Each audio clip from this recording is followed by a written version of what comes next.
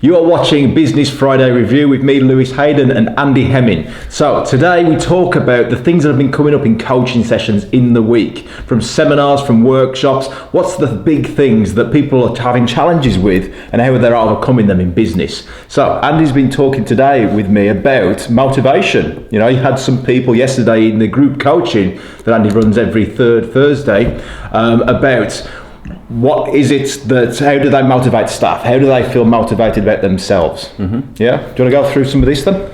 Yeah, and that very strongly linked actually with I don't trust people to do stuff as well. And I think both things sort of join together a little bit. So yeah, let's talk about that. I mean, for me, you know, the first question I asked was, well, what have you got them there to do? Yeah. And by that I mean, are they there to do a job, or are they there to help you move towards your vision? Interesting.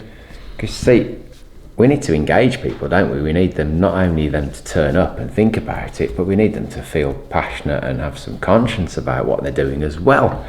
And if they don't, then they're just going through the motions. Yeah. So why would they be motivated?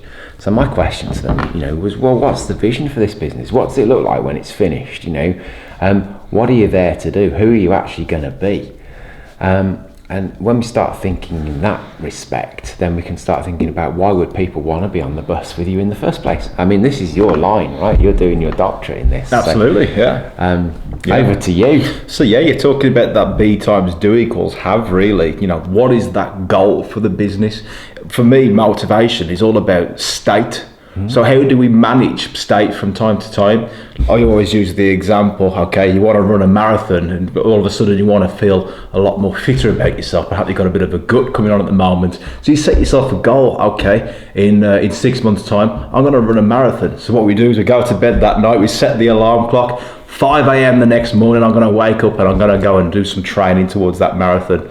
What happens at 5 a.m? It's a different state. Yeah. So what this tells us is state is very momentary. It changes from time to time to time. So the states within your business and the employees within your business, that changes from time to time as well. So how can you keep that more consistent if you start to look at state-like things instead? We can actually control state-like things. So what influences state-like? Our goals. How optimistic we are about those goals, how optimistic we are about the past. Andy talks about above and below the line all the time. You know, if that person's being below the line, they're blaming, making excuses, they're not being very optimistic about the future or the past or the present. And also, if you could have a great goal in place, but what happens when something goes wrong? Something hits us and we think to ourselves, okay, we need to have a bit of a sit back here. Do you quit on that, or do you find the resilience? Do you build resilience and discipline around that? And also, as well, finally, people's skills. How confident are they in carrying out that? So if you look at these 4 areas of goal setting, optimism, resilience, and self-confidence as well, this is called psychological capital. As we develop that sort of psych-cap area, we can start to influence the state of how we feel more often as well. So as a business owner, if we have great goals in place, if we're confident, if we're resilient, we can then pass that on through, it's called contagion theory actually, and that spreads down, it spreads through throughout the company, which goes on to culture. Very much so. So culture that you spoke about before, what sort of things do people talk about in culture when you chat to them in coaching sessions? Well, I think that culture is definitely a part of this, isn't it? And we'll come on to that in a second maybe, but I suppose what I'm thinking is, you know, listening to what you're talking about, there's an opposite for me to motivation, because as you said, motivation is a state and it comes and goes. And so is motivation the best state, or should we be looking for inspiration? And that's why, you know, I talk about the vision of where the business is actually going, because if people are inspired is more of a move towards rather than a move away from. Motivation tends to be a move away from thing, doesn't it?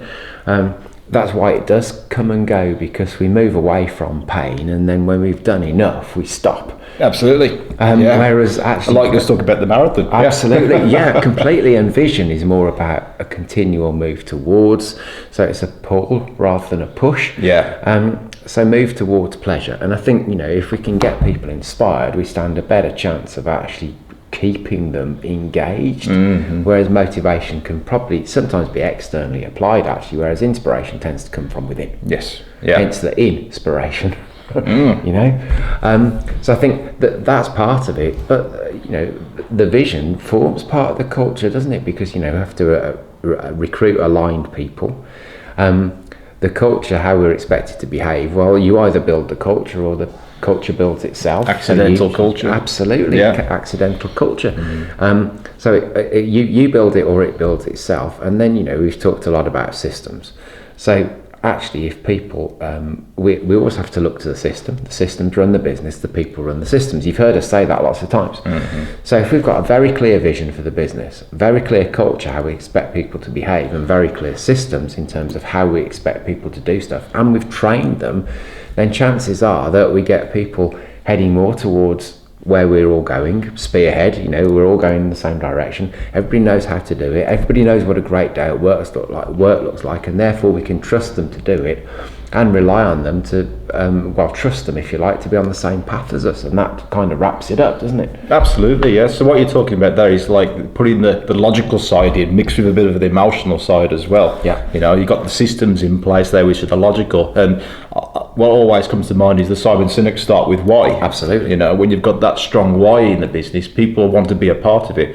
Said to you earlier on, Andy, why is there a list, a 2-year waiting list to get into Google just to apply for a job? Because people want to work for Google because of how big their vision is, how big their why is, making that impact. Absolutely. So to go back to the question, how do I motivate myself and my team? Where would you start? Well, I'd start with inspire rather than motivate. That's my first port of call, you know, because definitely. And then all the stuff that you've talked about, absolutely relevant. But at the end of the day, you know, the systems run the business, and the vision is part of the system. The culture is part of the system. The systems and accountability are part of the system, and that will help manage motivation and keep people inspired. Perfect. How far are you going to take your business? The content you're learning in this video is only the tip of the iceberg. If you're ready to take your business to the next level and start implementing the right strategies that are right for you, then now is the time to book your complimentary coaching session. In the session, we explore what strategies will get you to where you want to be in the most effective way possible. Book your coaching session today. Call 01527 757 910 or visit goodtogreat.actioncoach.co.uk.